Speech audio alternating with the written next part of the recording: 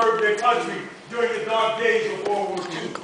And since the draft board requested only the most capable prospects be sent to Montford Point.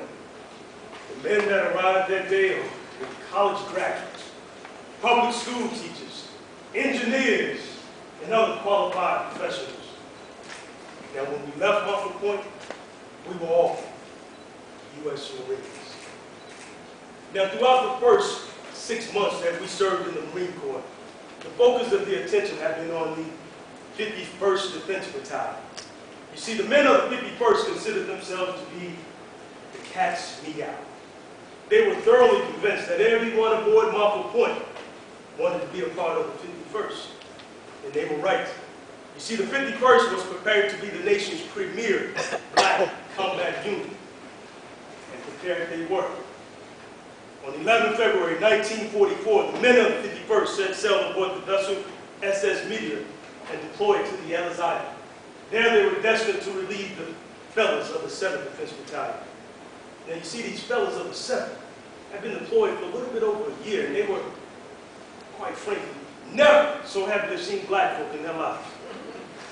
The men of the 51st would eventually cover down and divide air defense aboard the Naomi, Kumfuti, and Ellis Island. But the historical irony of it all is that even though the 51st was trained and equipped to be the nation's premier black combat unit, they would never see combat overseas. In fact, it would be the labor troops, the supply and ammunition marines, the orderlies and administrators that would be the basis for judging on whether or not black Marines could serve in combat. You know, I wrote my wife a letter as we deployed deep into the Pacific. I wanted her to know that even though we were training for combat, I understood and I appreciated all the sacrifices she was making back home. They say beside every good man, there's a great woman. And they're right. My wife wrote me a letter that had 6 little words. I love you. Make us proud. After that, I was ready for combat. My company, the 20th Field Depot Company, landed on D-Day about 1400. It went touch and go for a while, as it took us a minute to establish a stronghold. They had previously told us before we even left the ships that you are the first Negroes ever to see combat in the Marine Corps. What you do and how you perform with the situation at hand will be the basis on which you and your race will be judged. We performed excellently. Among the casualties was a buddy of mine, and I can't remember how long we sat in those fighting holes. And then it was Peleliu. On Peleliu, it was the 7th Ammunition and 11th Field Depot Companies. And whether they were unloading the ship, carrying ammunition to the front line, or evacuating the wounded, because that's all we did, their performance warranted the highest praise.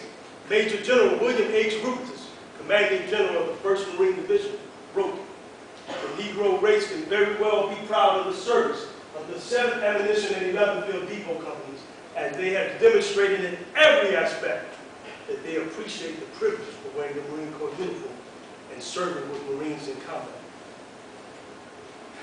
Then it was Okinawa. Okinawa, all 4 of the black Marine companies would be assigned to 5th Corps Shore Party.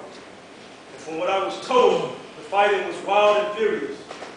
But by morning, 2 black Marines, Private James Whitlock and James Davis, earned Bronze Star medals for their actions. And when it was all over, when the Japanese Prime Minister realized that an attack from the enemy was imminent, when the atomic bomb fell and brought World War II to a chilling conclusion, one black Marine was quoted as saying, "If I could do it all over again,